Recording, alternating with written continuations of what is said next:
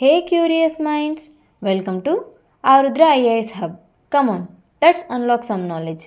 Imagine ఒక river Himalaya snow peaks నుండి పుట్టి 3 కంట్రీస్ని క్రాస్ చేసి ఫర్టైల్ ల్యాండ్స్ని క్రియేట్ చేస్తూ అండ్ వరల్డ్లో బిగ్గెస్ట్ ఫ్లడ్ ప్లెయిన్స్ క్రియేట్ చేసి ప్రతి ఇయర్ మాసివ్ ఫ్లడ్స్తో డివాస్టేషన్ క్రియేట్ చేస్తుందంటే నమ్ముతారా? అదే అండి బ్రహ్మపుత్ర రివర్ క్రియేట్ చేస్తుంది. ఏషియాలో మోస్ట్ పవర్ఫుల్ రివర్స్లో ఒకటిది. ఇండియాలో లైఫ్ లైన్ ఆఫ్ నార్త్ ఈస్ట్గా దీన్ని చెప్తారు. ఈ బ్రహ్మపుత్ర రివర్ 2900 కిలోమీటర్స్ వరకు ఉంటుంది. చైనా, ఇండియా, బంగ్లాదేశ్లో స్ప్రెడ్ అయ్యింది. One of the widest rivers in the world అనమాట. హైయెస్ట్ సెడిమెంట్ లోడ్ రివర్స్లో ఇది కూడా ఒకటి. ఈ బ్రహ్మపుత్ర రివర్ బేసిన్ దగ్గర 130+ మిలియన్ పీపుల్ నివసిస్తున్నారు. Next coming to origin. ఈ బ్రహ్మపుత్ర రివర్ ఆరిజిన్ గురించి 2 నేమ్స్ వినిపిస్తాయి: Yangzi glacier, Chemayungdung glacier.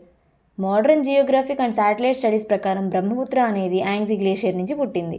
ఇది టిబెటన్ ప్లాట్యూ, మౌంట్ కైలాష్ రీజియన్లో ఉంది. అండ్ చీమా యంగ్డంగ్ ఎందుకు చెప్తారు అంటే ఓల్డ్ మ్యాప్స్ అండ్ వెబ్సైట్స్లో అదే కనిపిస్తుంది అనమాట. బ్రహ్మపుత్ర హెడ్ వాటర్స్ టిబెట్స్ గ్లేషియర్ నుండి వస్తాయి. యాంగ్జీ గ్లేషియర్ మెయిన్ సోర్స్గా కన్సిడర్ చేస్తారు. చీమా యంగ్డంగ్ అనేది ఎర్లియర్ ఐడెంటిఫైడ్ సోర్స్ అనమాట. సో ఈ రెండు కూడా మౌంట్ కైలాష్ రీజియన్ దగ్గరే ఉన్నాయి.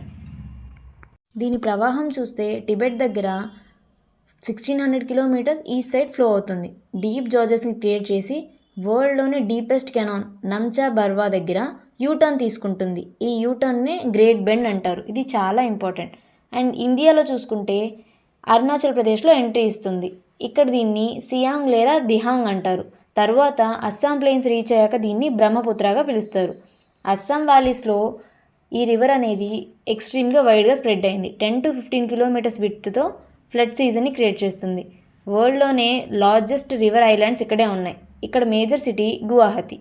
అండ్ బంగ్లాదేశ్లో చూసుకుంటే ఈ రివర్ బంగ్లాదేశ్లో ఎంటర్ అయ్యాక జమునా రివర్గా పిలుస్తారు. తర్వాత మెర్జ్ అయ్యాక గంగాస్లో పద్మాతో అండ్ ఫైనల్గా మేఘ్నాతో కలిసి బే ఆఫ్ బెంగాల్లో డ్రైన్ అయిపోతుంది.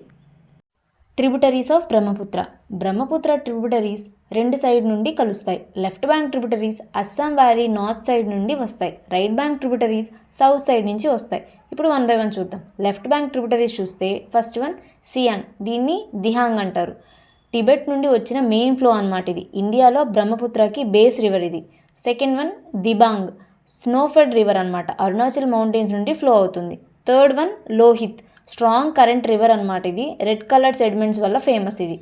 Fourth one Dhansiri, Nagaland hills నుండి ఫ్లో అవుతుంది. అగ్రికల్చర్కి ఇది చాలా హెల్ప్ఫుల్. నెక్స్ట్ కోపిలి, ఇది మేఘాలయ హిల్స్లో ఒరిజినేట్ అయ్యి అస్సాంలో ఫ్లో అవుతుంది. ఇది ఇరిగేషన్, అగ్రికల్చర్కి చాలా సపోర్ట్ ఇస్తుంది. Hydro electric project, Kopili hydro project కూడా ఉంది. ఫ్లడ్ కంట్రోల్కి, వాటర్ స్టోరేజ్కి బాగా యూస్ అవుతుంది. అస్సాం అగ్రికల్చర్కి మంచి ట్రిబ్యూటరీ అనమాట ఇది. రైట్ బ్యాంక్ ట్రిబ్యూటరీస్ సుబాన్సిరి, ఇది లార్జెస్ట్ ట్రిబ్యూటరీ అనమాట. హైడ్రో పవర్ పొటెన్షియల్ ఎక్కువ దీనికి. నెక్స్ట్ కామెంగ్, అరుణాచల్ హిల్స్ నుండి వస్తుంది. ఇది సీనిక్ వ్యాలీని క్రియేట్ చేస్తుంది. థర్డ్ వన్ మానస్, యునెస్కో ఏరియాలో ఫ్లో అవుతుంది. ఇది మానస్ నేషనల్ పార్క్లో వైల్డ్ లైఫ్ సపోర్ట్ చేస్తుంది. ఫోర్త్ సంకోష్, భూటాన్ నుండి ఫ్లో అవుతుంది. స్ట్రాంగ్ సీజనల్ ఫ్లడ్స్కి ఇదే రీజన్. తీస్తా రివర్, ఇది ఈస్టర్న్ హిమాలయాస్లో ఆరిజినేట్ అయ్యి సిక్కిం నుండి వెస్ట్ బెంగాల్ నుంచి బంగ్లాదేశ్లో కలుస్తుంది. అండ్ ఇది మేజర్ ఇరిగేషన్కి, హైడ్రో పవర్ జనరేషన్కి యూజ్ అవుతుంది. India Bangladesh water sharing issue ఉందన్నమాట. దీంట్లో ఫర్టైల్ ప్లెయిన్స్ని కూడా క్రియేట్ చేస్తుంది. స్ట్రాటజిక్గా పొలిటికల్ ఇంపార్టెన్స్ ఉన్న రివర్ అనమాట ఈ తీస్తా రివర్. నెక్స్ట్ డైదక్ రివర్, ఇది భూటాన్ హిమాలయాస్లో ఆరిజినేట్ అయింది. భూటాన్ నుంచి వెస్ట్ బెంగాల్ నుంచి అస్సాంకి చేరుతుంది. అండ్ ఇది మాన్సూన్ ఫ్లడ్స్కి కాంట్రిబ్యూట్ చేస్తుంది. అగ్రికల్చర్కి న్యూట్రియంట్ రిచ్ సిల్ట్ని సప్లై చేస్తుంది. ఫారెస్ట్ అండ్ వైల్డ్ లైఫ్ ఎకోసిస్టమ్స్కి కూడా సపోర్ట్ చేస్తుంది. ఈ బ్రహ్మపుత్ర రివర్కి ఒక్కొక్క ప్లేస్లో ఒక్కొక్క నేమ్తో పిలుస్తారనమాట. ఒక్కొక్కటి చూద్దాం. ఫస్ట్ వన్ టిబెట్లో యార్లంగ్ సాంగ్పో అంటారు. ఇది టిబెట్ ప్లాట్యూలో ఫ్లో అవుతుంది. సాంగ్పో అంటే ప్యూరిఫైయర్, యార్లంగ్ అంటే వ్యాలీ నేమ్ అనమాట. అంటే ప్యూరిఫైయర్ ఫ్లోయింగ్ త్రూ యార్లంగ్ వ్యాలీ అని అర్థం. నమ్చా బర్వా దగ్గర దీన్ని సాంగ్పో రివర్ అని పిలుస్తారు. రివర్ ఇక్కడ వరల్డ్స్ డీపెస్ట్ కెనాన్ క్రియేట్ చేస్తుంది అండ్ ఇక్కడే యూటర్న్ తీసుకుంటుంది. దాన్నే గ్రేట్ బెండ్ అంటారు. ఈ సెక్షన్ని సాంగ్పో జార్జ్ అని పిలుస్తారు. అరుణాచల్ ప్రదేశ్లో దీన్ని సియాంగ్ లేదా దిహంగ్ అంటారు. సియాంగ్ అని అప్పర్ స్ట్రెచ్లో యూస్ చేస్తారు. దిహంగ్ అని లోయర్ స్ట్రెచ్లో యూస్ చేస్తారు. అంటే బిగ్ రివర్ లేదా గ్రేట్ రివర్ అని అర్థం. తర్వాత దిబాంగ్ అండ్ లోహిత్ రివర్స్ కలిసి బ్రహ్మపుత్రలో ఫామ్ అవుతుంది. నెక్స్ట్ అస్సాంలో దీన్ని బ్రహ్మపుత్ర అంటారు. మెయిన్ ప్లెయిన్స్ రీజియన్ నేమ్ అన్నమాట. ఇది సాంస్క్రిట్లో బ్రహ్మపుత్ర అంటే సన్ ఆఫ్ లార్డ్ బ్రహ్మ అని అర్థం. మనం చూస్తే చాలా వరకు అన్ని రివర్స్కి కూడా ఫెమినైన్ నేమ్స్ ఉంటాయి, బట్ బ్రహ్మపుత్ర మాత్రం రేర్ మాస్కులిన్ రివర్ అన్నమాట. బంగ్లాదేశ్లో ఈ రివర్ని జమున అని పిలుస్తారు. సో ఈ రకంగా బ్రహ్మపుత్ర అనేది ఒక్కో చోట ఒక్కొక్క రకంగా పిలువబడుతుంది. నెక్స్ట్ రివర్ ఐలాండ్స్ గురించి తెలుసుకుందాం. ఇక్కడ మాజూలి అనే ఐలాండ్ ఉంది. ఇది వరల్డ్లోనే లార్జెస్ట్ రివర్ ఐలాండ్ అనమాట. ఇది అస్సాంలో ఉంది. ఇది బ్రహ్మపుత్ర రివర్ వల్ల ఫామ్ అయిందనమాట. ఇక్కడ ఉండే city Jorhat Brahmaputra main channel and Subansiri tributary మధ్య ఫామ్ అయిందనమాట ఈ ఐలాండ్. ఇది 1250 స్క్వేర్ కిలోమీటర్స్ ఏరియా ఉంటుంది. ప్రజెంట్ ఇప్పుడు చూసుకుంటే 400 to 500 స్క్వేర్ కిలోమీటర్స్ ఉందన్నమాట. ఎందుకని? ఎరోషన్ వల్ల ఏరియా అంతా తగ్గిపోయిందనమాట. హెవీ సెడిమెంట్ డిపోజిషన్ వల్ల, రివర్ ఛానల్ షిఫ్టింగ్ వల్ల, ప్లడ్ ఫెయిన్ జియోమార్ఫాలజీ వల్ల ఇది ఫామ్ అయింది. రివర్ సెడిమెంట్స్ డిపాజిట్ అయ్యి ఐలాండ్ అనేది క్రియేట్ అయ్యింది. ఇక్కడ ఫ్లడ్స్ అండ్ ఎరోషన్ ప్రాబ్లం ఎక్కువగా ఉంటుంది. సో ఈ మాజూలీకి బిగ్గెస్ట్ థ్రెట్స్ అంటే Brahmaputra floods, river bank erosion, land loss, villages అనేవి డిసపియర్ అవ్వడం. ప్రతి ఇయర్ ఐలాండ్ సైజ్ అనేది కొంచెం కొంచెంగా తగ్గుతూ ఉందన్నమాట. And cultural and spiritual importance చూస్తే ఈ మజూలీ అనేది అస్సామీస్ వైష్ణవులకు కల్చరల్ హార్ట్ అనమాట.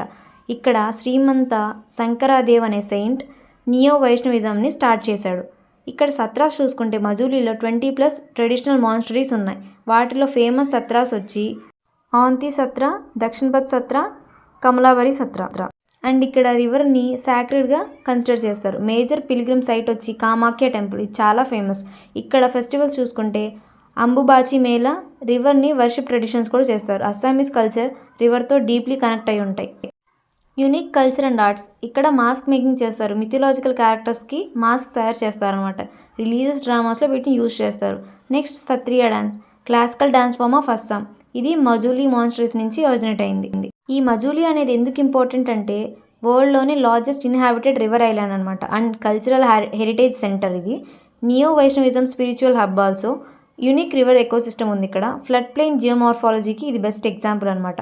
బట్ దీనికి ఛాలెంజెస్ చూసుకుంటే severe erosion, climatic change, floods, land disappearance వల్ల ఇది ప్రాబ్లం ఫేస్ చేస్తుంది.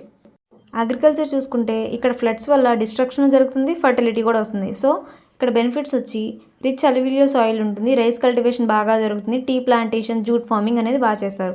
అస్సాం టీ అనేది వరల్డ్ ఫేమస్ అనమాట. Coming to floods, every year floods వస్తాయి. వీటికి రీజన్స్ ఏంటి? హెవీ మాన్సూన్ రెయిన్స్ వల్ల, హిమాలయన్ స్నో మెల్ట్ వల్ల, హై సెడిమెంట్ లోడ్ వల్ల, flat plains, river channel shifting వల్ల. అండ్ వీటి వల్ల ఏమవుతుంది? విలేజెస్ అనేవి సబ్మర్జ్ అయిపోయి క్రాప్స్ డిస్ట్రాయ్ అయ్యి డిస్ప్లేస్మెంట్ ఆఫ్ పీపుల్ అనేది ఎక్కువ చూస్తాం. కానీ ఇక్కడ సాయిల్ ఫర్టిలిటీ అనేది పెరుగుతుంది, వెట్లాండ్స్ కూడా రీఛార్జ్ అవుతాయి. అండ్ ఆల్సో బయోడైవర్సిటీ హాట్స్పాట్ అనమాట ఇది. బ్రహ్మపుత్ర బేసిన్ అనేది బయోడైవర్సిటీకి ట్రెజర్ అనమాట. ఎందుకంటే famous wildlife areas Kaziranga national park. Kaziranga national పార్క్లో 1 హార్న్ రైనోసర్స్, టైగర్స్, ఎలిఫెంట్స్ ఉంటాయి. అదే దిబ్రూ సైకోవా నేషనల్ పార్క్లో రేర్ బర్డ్స్, రివర్ డాల్ఫిన్స్ ఉంటాయి. ఈ స్పీసీస్ వచ్చి Gangetic river dolphin, migratory birds, wild బఫెలోని మనం ఇక్కడ ఎక్కువ చూడొచ్చు. Coming to hydro power and dam project చూసుకుంటే హ్యూజ్ హైడ్రో పవర్ పొటెన్షియల్ ఉంది ఇక్కడ. China construct dams upstream, geopolitical concern అనమాట. ఇండియా ప్రాజెక్ట్ చూసుకుంటే Subansiri lower hydro electric project, Siang basin projects అనమాట. And coming to geopolitical importance, river flows అనేవి China, India, Bangladesh గుండా వెళ్తున్నాయి. ఇక్కడ ఇష్యూస్ చూసుకుంటే water sharing, dam construction, flood control, regional security problems ఉన్నాయి. And climate change వల్ల ఇక్కడ వచ్చే ఇంపాక్ట్స్ వచ్చి గ్లేషియర్స్ మెల్టింగ్ అవుతాయి ఫాస్ట్గా. వీటి వల్ల unpredictable floods, extreme rainfall, erosion అనేది ఎక్కువయ్యి ఐలాండ్ అనేది డిసపియర్ అవుతుందన్నమాట. సో ఇక్కడితో బ్రహ్మపుత్ర రివర్ కంప్లీట్ అయింది. నెక్స్ట్ ఇంకో వీడియోతో మళ్ళీ కలుసుకుందాం. Thanks for watching.